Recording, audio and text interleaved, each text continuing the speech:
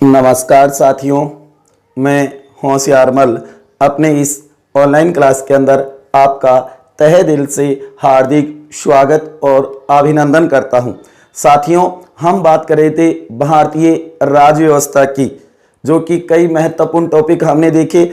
आज हम बात करेंगे साथियों भारतीय संविधान की एक महत्वपूर्ण विशेषता। एक छोटा सा टॉपिक है लेकिन है बहुत ही महत्वपूर्ण, जो कि भारतीय संविधान की प्रस्तावना, भारतीय संविधान की ओडिसी का लगभग सिलेबसों के अंदर ये टॉपिक जरूर मिलता है। तो आज हम साथियों किस पे बात करेंगे? भारतीय संविधान की,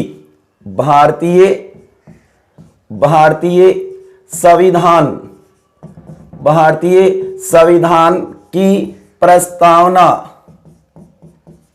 जिसे हम ओडिसी का भी कह सकते हैं। साथियों बहुत ही महत्वपूर्ण है, छोटा सा टॉपिक है लेकिन बहुत ही महत्वपूर्ण है। बार बार कंपटीशनों में इससे जुड़ा हुआ क्वेश्चन बनाया जाता है। इसे क्या कहेंगे? ओडिसी का भी कहा जाता है। तो सबसे पहले तो हमें यह पता होना चाहिए इसे ओडिसी का क्यों कहा जाता है। जैसे कि आप देखोगे, प्रस्तावना को भारतीय संविधान की आत्मा कहा जाता है। ये क्वेश्चन बहुत बार पूछा जाता है कि भारतीय संविधान की आत्मा किसे कहा जाता है। तो भारतीय संविधान की आत्मा प्रस्तावना या ओडिसी को कहा जाता है। इसे आप आमुख भी कह सकते हो और अंग्रेजी में इसे प्रम्बल कहा जाता है। तो आज हम बात करेंगे भारतीय संविधान की प्रस्तावना। तो हम बात कर रहे थे ओडिसी का क्यों कहा जाता है। तो आपको पता होगा, जब भारतीय संविधान का निर्माण हो रहा था साथियों, उस समय पहली बैठक 9 दिसंबर 1946 को हुई, दूसरी बैठक 11 दिसंबर 1946 को हुई, तीसरी जो बैठक हुई थी, कौन सी? तीसरी बैठक, थर्ड जो बैठक, हालांकि अधिवेशन पहला ही था। तीसरी जो बैठक हुई थी 13 दिसंबर 1946, 13 दिसंबर 1946 को। उस समय अंतरिम सरकार के प्रधानमंत्री थे पंडित जवाहरलाल नेहरू। उन्होंने संविधान सभा के अंदर एक उद्देश्य प्रस्ताव पेश किया था। हम संविधान क्यों बना रहे हैं, हमारे उद्देश्य क्या है, हमारे लक्ष्य क्या हैं, हमारे आदर्श क्या हैं, हमारा मकसद क्या है। उसी का नाम था उद्देश्य प्रस्ताव। उसी का नाम था उद्देश्य प्रस्ताव। पेश किया गया था नेहरू के द्वारा। उस उद्देश्य प्रस्ताव पेश किया गया था पंडित जवाहरलाल नेहरू के द्वारा। कहा जाता है कि इस उद्देश्य प्रस्ताव में 8 बातें थी, बहुत ही महत्वपूर्ण उद्देश्य बताए गए थे। इसके अंदर कहा जाता है कि इस उद्देश्य प्रस्ताव के ऊपर 8 दिन चर्चा हुई थी। अंदरूनी क्वेश्चन निकल सकता है साथियों, गौर करना। 8 दिन तक चर्चा हुई थी। उसके बाद में कहा जाता है कि 8 दिन बाद इसे पारित नहीं किया, जबकि इसे पारित किया जाएगा अगले वर्ष 22 जनवरी 1947 को इसे पारित कर दिया जाएगा। इसे पारित कर दिया जाएगा और यही उद्देश्य प्रस्ताव आगे चल करके भारतीय संविधान की ओडिसी का बन जाएगा, भारतीय संविधान की प्रस्तावना बन जाएगा। क्योंकि जो ये 8 बातें थी ना, इन्हीं में से अधिकांश बातों को, सभी बातों को नहीं, अधिकांश बातों को ओडिसी का या प्रस्तावना में शामिल किया गया था। इसलिए कहा जाता है कि उद्देश्य प्रस्ताव से ओडिसी का नाम बना था। इसका सभी बातों को नहीं, जैसे कि इसमें तो कहा था कि काम की स्वतंत्रता होनी चाहिए, लेकिन यहां नहीं है। ओडिसी का में हमें काम की स्वतंत्रता नहीं दी है। यहां पे था मानव जाति का कल्याण, जबकि यहां नहीं होगा। प्रस्तावना में यहां पे प्रतिष्ठा और अवसर की समानता होगी, बंधुता, भ्रातृत्व, भाईचारा होगा, जो कि इसमें शब्द है बंधुता। क्योंकि साथियों प्रस्तावना में जो क्वेश्चन बनाए जाते हैं, जो आजकल एक ट्रेंड बन चुका है कि प्रत्येक बार नया क्वेश्चन बनाया जाता है, तो इसे हमें जरूर तैयार करना है। भारतीय संविधान की एक महत्वपूर्ण विशेषता मानी जाती है प्रस्तावना। तो आज हम उसी के ऊपर चर्चा कर रहे हैं। जैसे कि एक पुस्तक के शुरू में प्रकथन होता है ना, उसी प्रकार विश्व के लगभग संविधानों की शुरुआत प्रस्तावना से होती है, क्योंकि वह संविधान का सार होता है, समरी होती है। जो संविधान में लिखा हुआ ना, उस सभी का सार क्या होती है? प्रस्तावना होती है। तभी तो कहा जाता है कि संविधान रूपी चेहरा देखने वाला ये दर्पण होता है। तभी तो कहा जाता है ये वो झरोखा है जिसमें संविधान रूपी झांकी देखी जाती है। सुभाष कश्यप ने इसके बारे में कहा है कि प्रस्तावना का एक एक शब्द चित्र है, चित्र भी वह जो बोलता है, कहानी कहता है, त्याग, तपस्या और बलिदान की कहानी। जो कि कहा जाता है कि प्रस्तावना भारतीय संविधान की आत्मा। अलग अलग विद्वानों ने इसे अलग अलग उपमा दी है, संज्ञा दी है। जैसे के मुंशी ने इसे जन्म कुंडली कहा है, राशिफल, भाग्यफल हमें कह सकते हैं। जन्म कुंडली, जैसे हमारी जन्म कुंडली नहीं होती क्या, इसी प्रकार ये संविधान की राजनीतिक जन्म कुंडली है। वहीं ठाकुरदास भार्गव ने इसे भारतीय संविधान का एक महत्वपूर्ण अंग और संविधान की आत्मा या हृदय कहा है। बहुत ही सुंदर आभूषण बताया है, गद पद से समन्वित। किसको? प्रस्तावना को। अलग अलग विद्वानों ने अलग अलग बताया है। वहीं आप देखोगे N.A. पालकीवाला ने इसे भारतीय संविधान का परिचय पत्र कहा है, आईडी प्रूफ। जैसे हमारा परिचय पत्र नहीं होता क्या, उसी प्रकार इसे संविधान का परिचय पत्र कहा है पालकीवाला ने, नाना पालकीवाला ने। तो ये शब्द गौर करना और नोट कर लेना, बहुत बार इसमें से क्वेश्चन भी पूछा जाता है। तो कहने का मतलब है कि जो तीसरी बैठक हुई संविधान सभा की 13 दिसंबर 1946 को, जिसमें उदस्य से प्रस्ताव पेश किया, 8 बातें थी उसके अंदर, 8 ही दिन चर्चा हुई। उसके बाद में हालांकि इसको इतने दिन पारित क्यों किया, इतने दिन बाद? क्योंकि उस समय मुस्लिम लीग नहीं थी संविधान सभा में। तब कहा जाता है कि डॉक्टर राजेंद्र प्रसाद ने सोचा, जो अध्यक्ष थे, कि क्या पता मुस्लिम लीग इतने दिनों के बाद आ जाए, क्या उनका इंतजार था। जैसे चर्चिल ने कहा था ना कि संविधान सभा तो सजी हुई है, केवल दुल्हन की इंतजार है, मुस्लिम लीग नहीं थी उसके अंदर। तब ये इतना समय निकाला, लेकिन फिर भी मुस्लिम लीग शामिल नहीं हुई थी, क्योंकि उनको संविधान सभा में पर्याप्त प्रतिनिधित्व नहीं था। वो पाकिस्तान की अलग मांग कर रही थी। ठीक है, तो 22 जनवरी 1947 को पारित हुआ।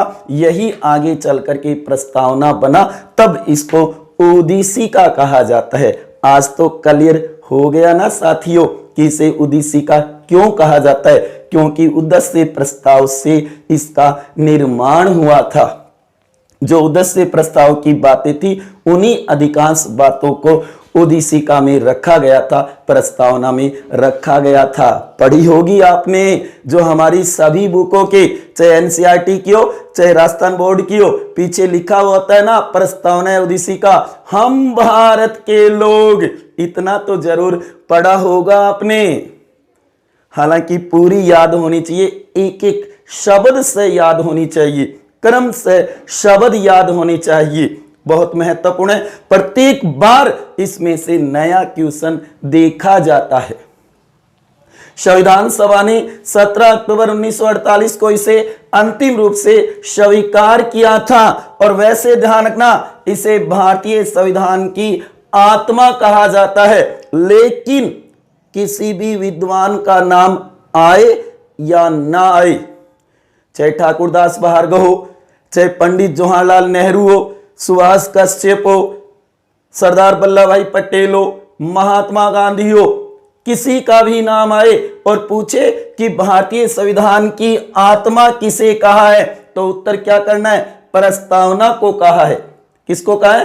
प्रस्तावना को कहा है। लेकिन भीमराव अंबेडकर, केवल एक ही नाम याद रख लेना, भीमराव अंबेडकर ने भारतीय संविधान की आत्मा इसे न कह करके मूल अधिकार अनुच्छेद 32 संवैधानिक उपचारों के अधिकार को कहा है। केवल भीमराव अंबेडकर, इसके अलावा कोई भी नाम आए या ना आए, उस समय क्या करनी है? प्रस्तावना करनी है।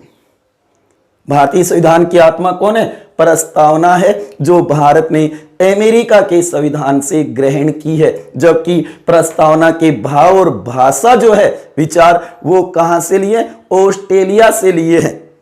क्योंकि सबसे पहले विश्व में अमेरिका का संविधान लिखा गया, जहां पे प्रस्तावना बनाई गई थी। 1787 में निर्मित हुआ था, 1789 में लागू हुआ था अमेरिका का संविधान साथियों, और उसके अंदर प्रस्तावना थी, जो कि अमेरिका का विश्व का प्रथम लिखित और निर्मित संविधान माना जाता है।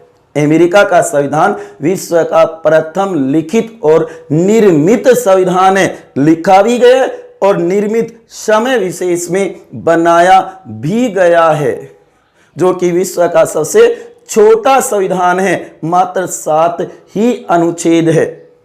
इसीलिए तो संसद की जननी तो इंग्लैंड की संसद और संविधानों का जनक अमेरिका का संविधान माना जाता है। जबकि भारतीय संविधान सबसे बड़ा संविधान है। कहने के लिए सबसे बड़ा संविधान प्रथम तो अमेरिका का है, लेकिन सबसे बड़ा लिखित और निर्मित संविधान अपने देश भारत का है साथियों। और कहा जाता है कि हमारी प्रस्तावना विश्व की सबसे सुंदर प्रस्तावना है। विश्व के जितने भी देश है और उन्होंने अपनी प्रस्तावना बना रखी है ना, उसमें कहा जाता है कि भारतीय संविधान की प्रस्तावना, प्लम्बर जिसको हम कह सकते हैं, वो सबसे सुंदर मानी गई है। आया समझ में? तो कहने के लिए आज का हमारा टॉपिक है भारतीय संविधान की प्रस्तावना। एक एक बात पे हम चर्चा करेंगे। तो आप देखोगे प्रस्तावना में कुल कितने शब्द? याद रखना 85 शब्द थे।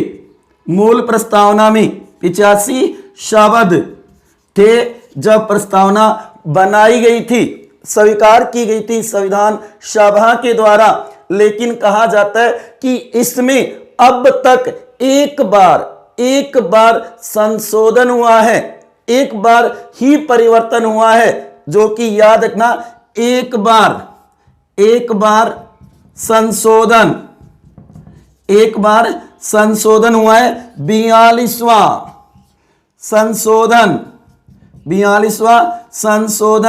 1976, 42वां संविधान संशोधन 1976। और ये लागू कब होगा? याद रखना 3 जनवरी 1977 को लागू होगा ये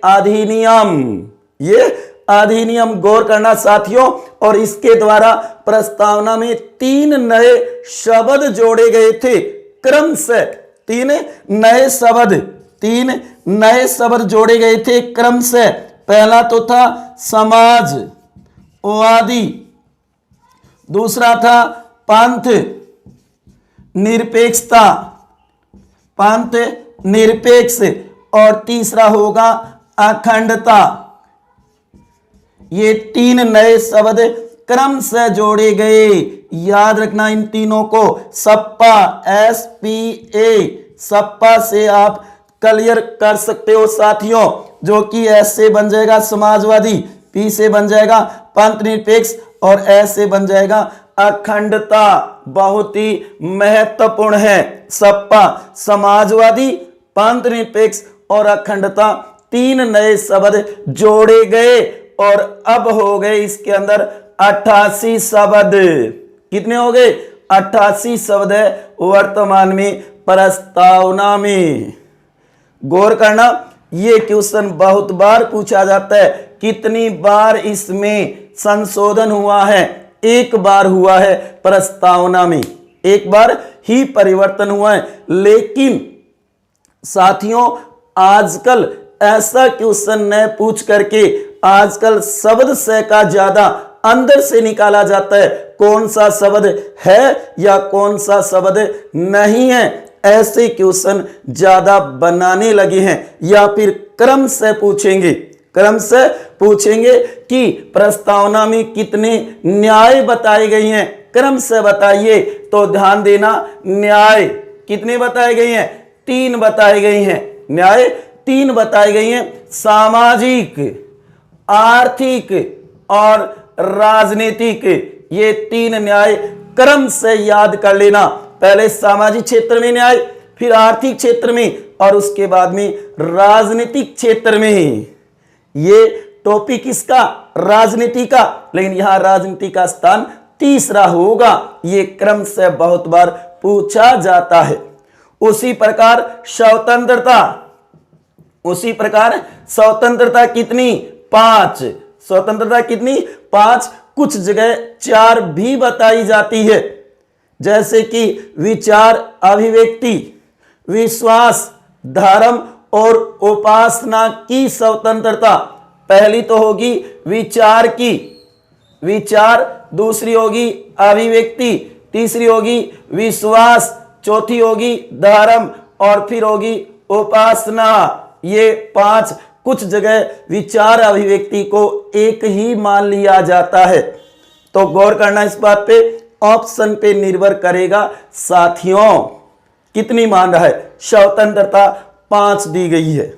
उसके बाद में आप देखोगे समता, क्या नाम दे रखा है? समता, जिसे हम समानता कहते हैं। समानता कितनी? 2 बताई गई है, समानता 2 बताई गई है, जो कि याद रखना अवसर, अवसर, प्रतिष्ठा, प्रतिष्ठा और अवसर की।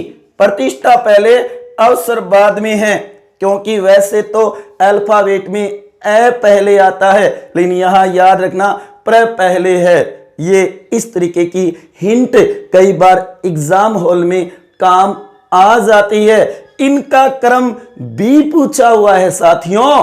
कहीं आप सोचोगे सर दोयांगो तो के पूछा है, नहीं, इनका भी पूछा हुआ है और उसके बाद में इनका भी क्रम है। गौर करो, पहले न्याय आधा शब्द, फिर स्वतंत्रता ये भी आधा शब्द, फिर समानता है, ये भी क्रम है इनका। गौर करना, इसमें से क्वेश्चन बहुत बार पूछे जाते हैं, अति महत्वपूर्ण है, अति महत्वपूर्ण है। जबकि भारतीय संविधान की प्रस्तावना में भारत शब्द, भारत शब्द 2 बार प्रयोग किया गया है।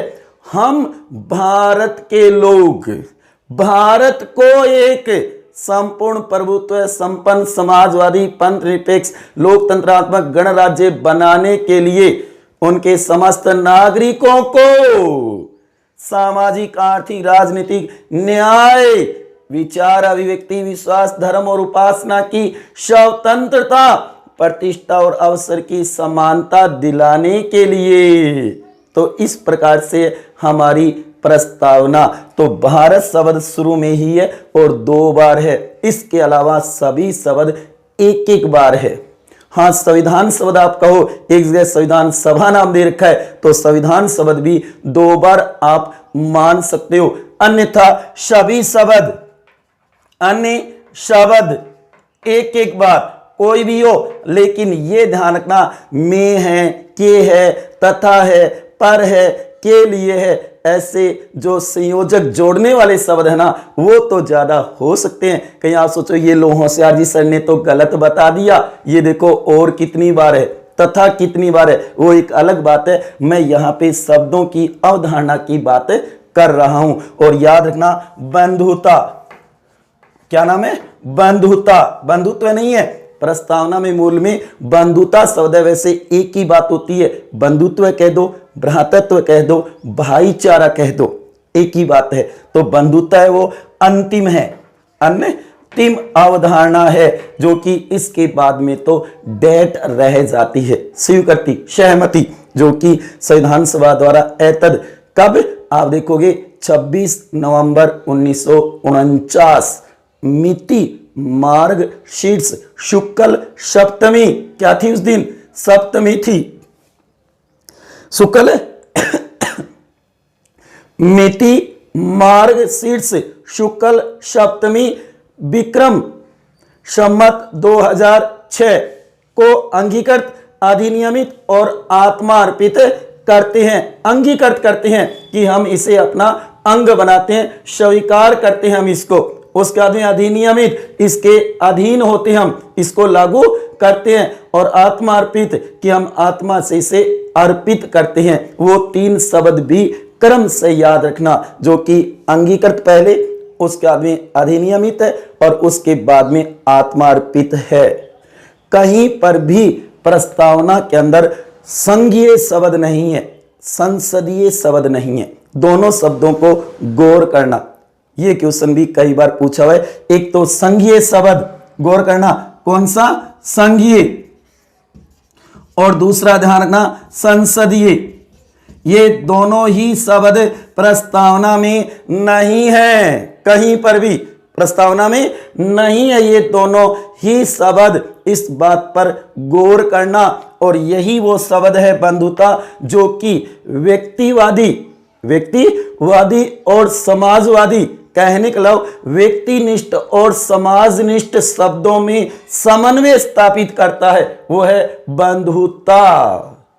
तो इस प्रकार के क्वेश्चन कई बार पूछ लिए जाते हैं। और याद रखना, जो कि लोग और नागरिक दोनों शब्दों का प्रयोग है, दोनों शब्दों का प्रयोग किया गया है। लोग का भी है और नागरिक का भी है। आप देखोगे इस तरीके के छोटे छोटे क्वेश्चन बनाए जाते हैं और आपको प्रस्तावना तैयार करनी होगी। अब तो छोटी कक्षाओं में तो क्या पता साथियों आपने नहीं की होगी। जब हम किताब में मान लो जब पढ़ रहे थे, उस समय अगर हमारे पढ़ने का मूड नहीं होता था, क्योंकि देखा जाता था छोटी क्लासों में जो कि मैथ वाला टीचर हमें बढ़िया नहीं लगता था, क्योंकि वो सवाल निकालता और हमें पीटता था कि निकालो सवाल। इंग्लिश वाला होता था, वो हमें मीनिंग पूछता था, वर्ब पूछता था, वो भी बढ़िया नहीं लगता था, क्योंकि वो भी हमें पीटता था। वहीं आप देखोगे विज्ञान वाला भी बढ़िया, क्योंकि वो रासायनिक सूत्र पूछता था, रासायनिक नाम पूछता था, तो इसलिए वैज्ञानिकों के नाम, इसलिए वो भी बढ़िया नहीं, वो भी पीटने के मुंड में रहता था। लेकिन हिंदी वाला सर बहुत बढ़िया था, जो अच्छी अच्छी कहानियां सुनाता था, अच्छी अच्छी रागनी, अच्छी अच्छी पद गद बताता था, मीरा की कहानी सुनाता था, अलग अलग कहानियां सुनाता था, वो बढ़िया है। और संस्कृत वाले का तो कहना ही क्या, सै तो ते साते ता तत्ते तानी, आदि समझ में आती, आदि नहीं आती थी, ऊपर से जाती थी, लेकिन फिर भी ठीक था। लेकिन याद करो सामाजिक वाला जो टीचर था, उससे हम बहुत ज्यादा बोर हो जाते थे, उससे बोर, क्योंकि एक तो 3-3 4-4 बुके, उसके बाद में वो टीचर आते एकदम आलसी, हाँ जी खड़े हो जाओ बैठ जाओ, हाँ जी पढ़ो खड़े हो जाओ बैठ जाओ, कहने का मतलब थोड़ा सा पैरा पढ़वाते बैठ जाते, हम बोर हो जाते और किताब को उलट देते और उसी के ऊपर लिखा होता था प्रस्तावना या उद्देशिका। याद करो अपने बचपन के दिन साथियों, वही है ये उद्देशिका, जो आज जीके का बहुत बड़ा पार्ट बन चुका है भारतीय राज्य व्यवस्था में। तो उस समय हमने एक ही लाइन पढ़ी थी, हम भारत के लोग, क्योंकि आगे नहीं पढ़ा, अगर पढ़ना ही होता तो बुक के अंदर पढ़ते ना, बाहर क्या पढ़ते, या तो अपना नाम घोटना शुरू कर देते या फिर अपने दोस्त या सहेली को आजा भाई खिलाऊंगा, आजा भाया खिलाऊंगा आपा। तो इस तरीके की बातें थी बचपन में, लेकिन अब हमें ये याद करनी होगी पूरी कंप्लीट, उससे कोई क्वेश्चन बनाया जा सकता है, अंदरूनी क्वेश्चन। तो अब देखेंगे हम भारतीय संविधान की प्रस्तावना, मूल मेन जो है बैरकट के अनुसार संविधान की एक एक शब्द उसके अंदर सही होंगे, गाइड वाले किताब वाले हो सकता है अपनी तरफ से बना करके और उसको लिख देते हैं, लेकिन मैं यहां आपको एकदम सही बता रहा हूं। तो देखिए, भारतीय संविधान की प्रस्तावना, उद्देशिका, प्रम्बल जिसको कहा जाता है, आमुख जिसको कहा जाता है, भारतीय संविधान की आत्मा, तो इन्हें जरूर तैयार कर लेना। ये बहुत बढ़िया क्वेश्चन निकल सकते हैं साथियों, अति महत्वपूर्ण है। उद्देशिका क्यों कहते हैं? उद्देश्य प्रस्ताव के कारण कहा जाता है।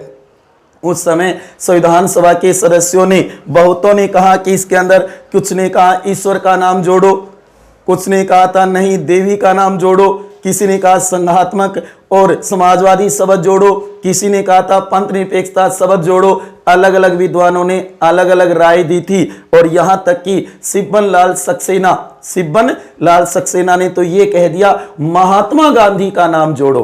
किसका नाम जोड़ो? महात्मा गांधी का। लेकिन ऐसी मांगे खारिज कर दी गई, ऐसी मांगे स्वीकार नहीं की गई थी। तो उस समय जब प्रस्तावना बनाई जा रही थी, और एक ये बात भी जरूर नोट कर लेना, समाजवादी, पंथ निरपेक्ष और अखंडता शप्पा शब्द से संबोधित कर सकते हो। हिंट के तौर पे ये ट्रिक याद कर सकते हो साथियों, ठीक है। तो अब देखो भारतीय संविधान की प्रस्तावना। हाँ जी, ये है आपके सामने उद्देशिका प्रस्तावना, एकदम टू कॉपी, एकदम सही प्रकार से, कोई भी गलती नहीं है। कहने का मतलब एज टी एज, कहने का मतलब जो संविधान ब्रैकेट है ना, उसकी लैंग्वेज में जहां पर भी जो शब्द है वो उसी प्रकार से लिखा गया है। टू कॉपी है ये, तो इसे जरूर तैयार कर लेना। इसी में से क्वेश्चन बनेगा साथियों, क्लियर है ना। कहने का मतलब ऊपर लिखा हुआ है भारत का संविधान, भारत का संविधान, जो कि भारतीय संविधान का टाइटल है, शीर्षक है, गौर करना, जो कि कौन से अनुच्छेद में, ध्यान देना, 393 में, अनुच्छेद 393 में भारतीय संविधान का शीर्षक क्या रखा है? भारत का संविधान। सबसे पहले यही नाम है, कॉन्स्टिट्यूशन ऑफ इंडिया। कौन सा अनुच्छेद? 393 अनुच्छेद, बहुत ही छोटा अनुच्छेद है 393, जहां पर यह नाम है लिखा हुआ है कि भारतीय संविधान का नाम क्या होगा। उसके आगे नीचे लिखा हुआ है उद्देशिका, प्रस्तावना जिसको हम कहते हैं, प्रम्बल, और ये है हमारे संविधान की प्रस्तावना। पहला ही पृष्ठ ये बहुत ही सुंदर और महत्वपूर्ण है। हमारे संविधान निर्माताओं ने देखो कितनी खूबसूरती के साथ हमारी प्रस्तावना बनाई है, जो विश्व की सबसे सुंदर प्रस्तावनाओं में मानी जाती है, जिसके अंदर पूरा सार है हमारे संविधान का। तो इसके एक एक शब्द को देखो, हम भारत के लोग, केवल भारत के लोग होंगे। इसका स्रोत कौन होगा?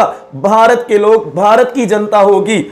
हम भारत के लोग भारत को एक संपूर्ण प्रभुत्व संपन्न समाजवादी, हमारा ही प्रभुत्व होगा, किसी बाहरी शक्ति का नहीं, विदेशी आधिपत्य का नहीं।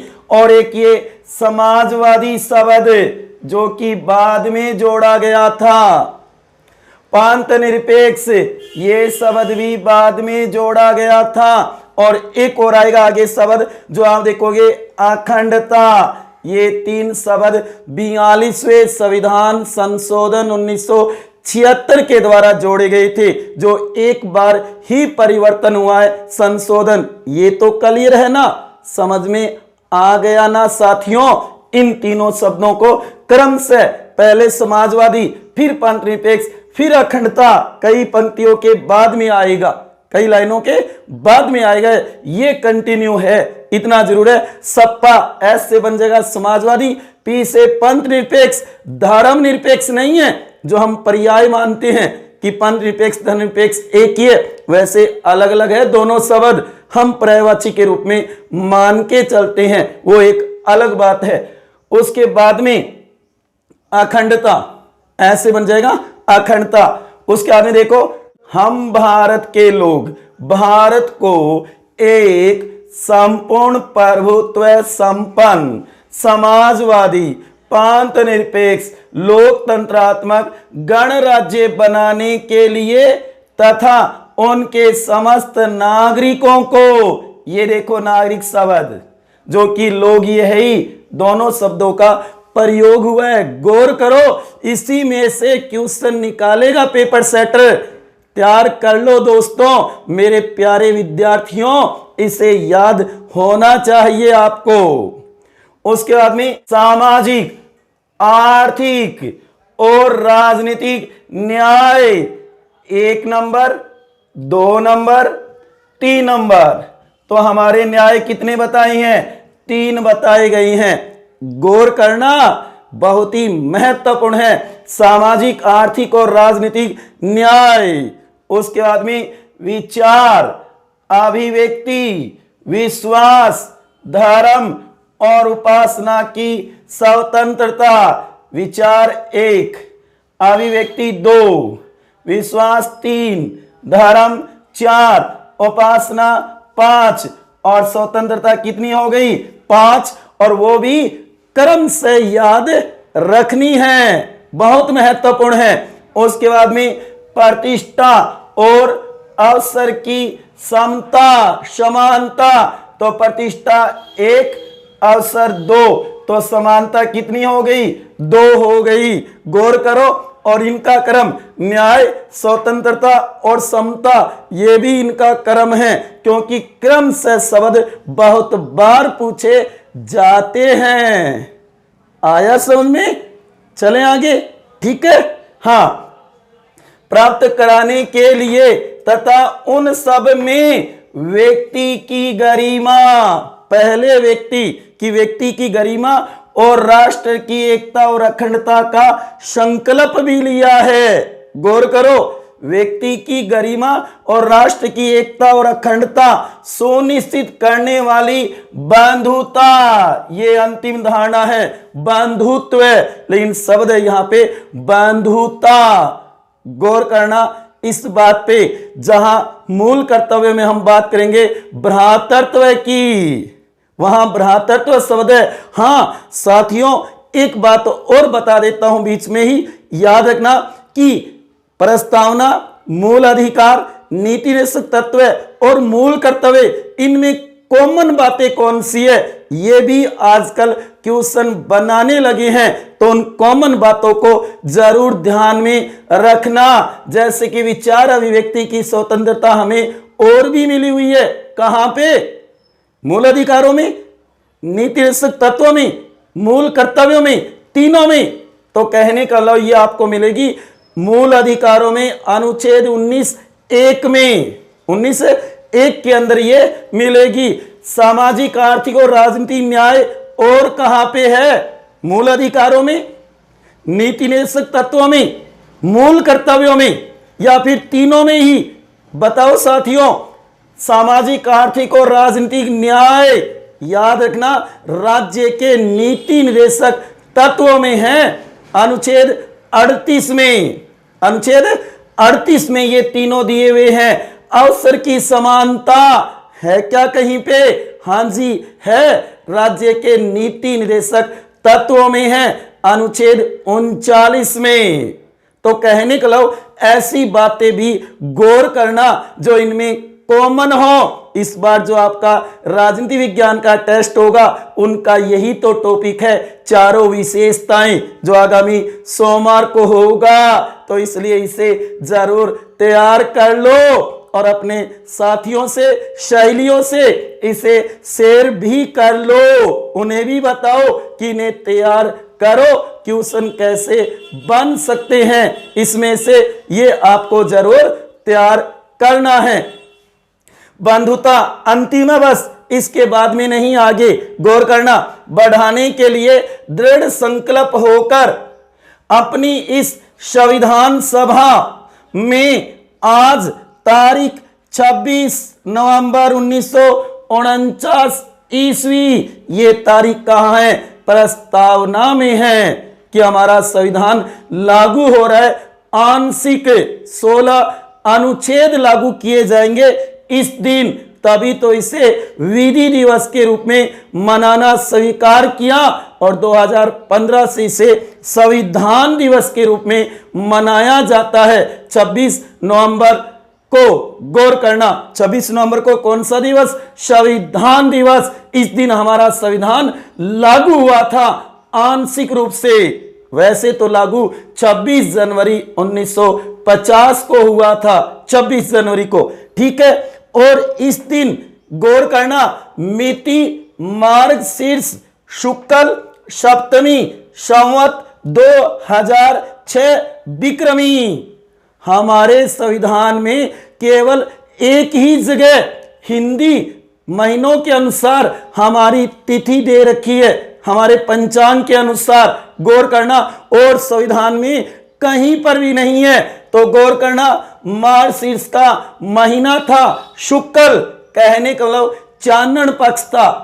एक होता है शुक्ल, एक होता है कृष्ण पक्ष। एक अंधेर पक्ष कहते हैं कृष्ण पक्ष को, शुक्ल पक्ष को चानन पक्ष कहते हैं। तो यहां शुक्ल है और सप्तमी सात्यु थी साथियों, अपनी मारवाड़ी भाषा में कहते हैं, अपनी मारवाड़ी भाषा में इसे सात्यु कह सकते हो। और संवत 2006, और वो भी कौन सी? विक्रमी को एतद द्वारा इस संविधान को, तो यहां पे संविधान एक ये भी मान सकते हो, एक ये भी, दो शब्द है। जबकि हम कहते हैं कि भारत, और ये भारत एक बार और दो बार, भारत शब्द का प्रयोग दो बार हुआ है। तो कहने का मतलब कि एतद द्वारा इस संविधान को अंगीकृत, अंग बनाते हैं, स्वीकार करते हैं हम इसको। उसके आदमी अधिनियमित, उसके अधीन होते हैं, उसे लागू करते हैं, और आत्मार्पित, इसे स्वीकार भी करते हैं, आत्मा से अर्पित भी करते हैं। हम इसको अपना मानते हैं और करते हैं। ये थी भारतीय संविधान की ओडिसी का प्रस्तावना। ये 3 शब्द याद रखना। भारत शब्द 2 बार है, लोग और नागरिक दोनों शब्दों का प्रयोग है। सामाजिक, आर्थिक और राजनीतिक न्याय 3 है। विचार, व्यक्ति, विश्वास, धर्म और उपासना, स्वतंत्रता 5 है। प्रतिष्ठा और अवसर की समानता 2 है। व्यक्ति, गरिमा और राष्ट्रीय एकता और अखंडता, ये हमारे संकल्प थे उस समय। और बंधुता अंतिम अवधारणा है। तो इसका तत्व देखा जाए ओडिसी का, तो पहले होगा स्रोत। तो स्रोत तो कौन है? भारत के लोग, भारत की जनता।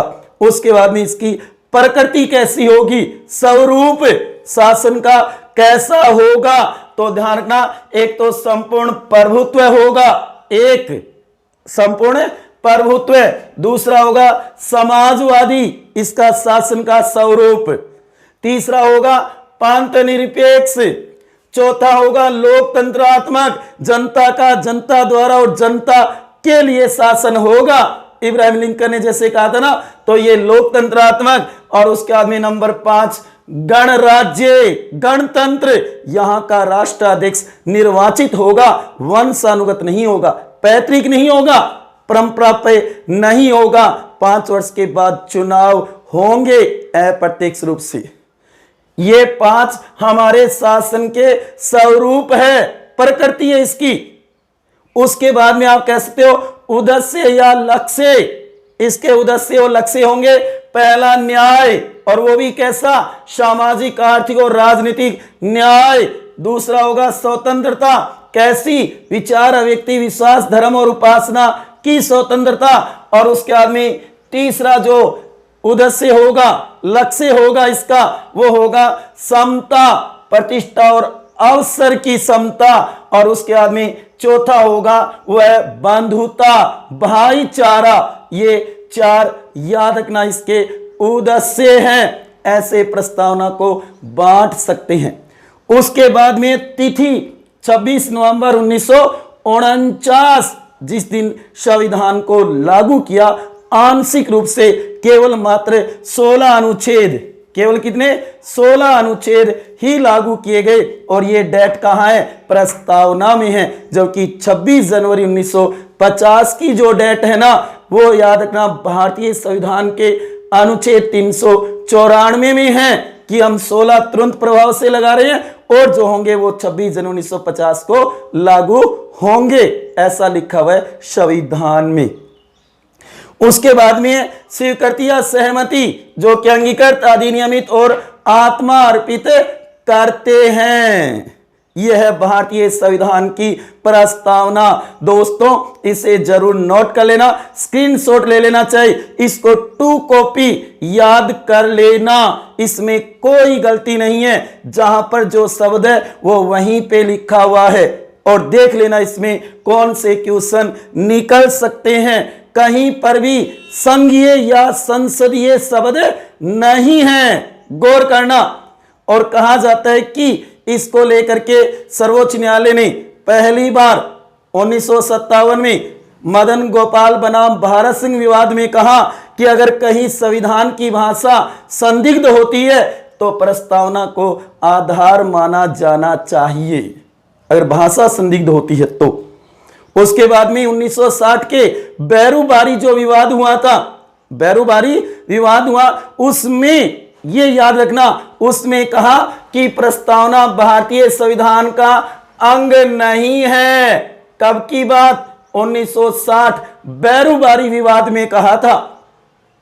लेकिन सर्वोच्च न्यायालय ने 1973 केशवानंद भारती बनाम केरल राज्य विवाद, जो आज तक का सबसे बड़ा 13 न्यायाधीशों की जो बेंच बैठी थी, उसके अंदर जो 13 न्यायाधीश की खंडपीठ बैठी थी, जो आज तक का सबसे बड़ा, एक वीडियो बनाऊंगा उसके ऊपर जिक्र करेंगे, जो आपके कई बार दिमाग में आता है कि केशवानंद भारती बनाम केरल राज्य विवाद 1973 क्या है, इसकी पूरी कहानी बताऊंगा साथियों आपको कि क्या है ये केशवानंद भारती बनाम केरल राज्य विवाद। तो इसके अंदर कहा कि प्रस्तावना ओडिसी का भारतीय संविधान का अंग है। गौर करना बहुत ही महत्वपूर्ण है कि कौन से विवाद में भारतीय संविधान की उद्देशिका को, प्रस्तावना को भारतीय संविधान का अंग माना गया।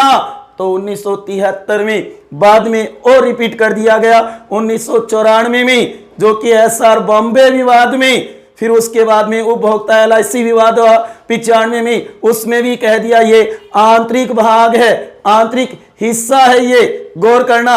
लेकिन यहां पर ध्यान रखना, केशवानंद भारती विवाद में कहा गया कि भारतीय संविधान के मूल ढांचे में आधारभूत जो संरचना है, ये शब्द पहली बार आया था सामने। सुप्रीम कोर्ट ने कहा कि संसद संविधान में संशोधन तो कर सकती है, लेकिन उसके मूल ढांचे में नहीं कर सकती, जो उसकी आधारभूत संरचना है उसमें नहीं कर सकती। और आधारभूत संरचना के तत्व कौन होंगे, ये सर्वोच्च न्यायालय बताएगा समय समय पे, क्यों उस समय ऐसा उसने कहा कि अब नहीं बताया जा सकता कि संविधान का आधारभूत ढांचा क्या है, मूलभूत ढांचा क्या है, ये समय समय पर बताया जाएगा। तो ये कुछ केस है इससे जुड़े हुए, इनको भी तैयार कर लेना साथियों। तो कैसा लगा आज वाला वीडियो आपको, इसे जरूर तैयार कर लेना, बहुत ही महत्वपूर्ण है। संघीय शब्द नहीं है, संसदीय शब्द नहीं है, गौर कर लेना। ऐसी कोई विशेषता पूछ ली जाए शासन व्यवस्था, तो यहां कोई जिक्र नहीं है। वैसे संसदीय व्यवस्था का संविधान में कहीं पर भी जिक्र नहीं है, जो कि मूल आधारभूत ढांचे का अंग माना जाता है संसदीय व्यवस्था को, लेकिन संविधान में कहीं उल्लेख नहीं है। हाँ, उसके अभिप्राय जैसी बातें हैं, जैसे कि मंत्री परिषद शब्द आप देखोगे सामूहिक रूप से लोकसभा के प्रति उत्तरदायी होता है, तो ऐसी शब्दावली जरूर है। संघीय शब्द का कहने वाला संसदीय शब्द का प्रयोग नहीं किया गया है। तो ये थी आपके सामने प्रस्तावना, इससे जुड़े हुए अति महत्वपूर्ण क्वेश्चन साथियों जरूर तैयार कर लेना, वेरी वेरी मोस्ट इंपॉर्टेंट है। अंगीकार का मतलब है स्वीकार करना, अधिनियम का मतलब है लागू करना, लागू करना इसको, और आत्मा अर्पित का मतलब है कि इसे स्वीकार कर लेना, कि हम इसे आत्मा से स्वीकार करते हैं। तो साथियों इसे जरूर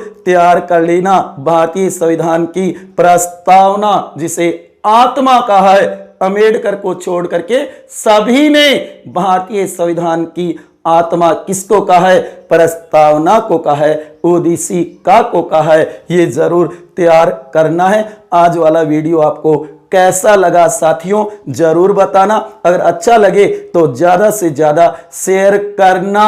इस एक ही वीडियो में मैंने पूरी प्रस्तावना उद्दीशिका का उल्लेख किया है साथियों, और एज टी एज कहने का लो जो मेन है, जो टू कॉपी है वो आपके सामने रखी है मैंने उद्दीशिका की, तो इसमें से क्वेश्चन बन सकते हैं। मैंने बता दिया कि कैसे क्वेश्चन बन सकते हैं, ये जरूर तैयार कर लेना।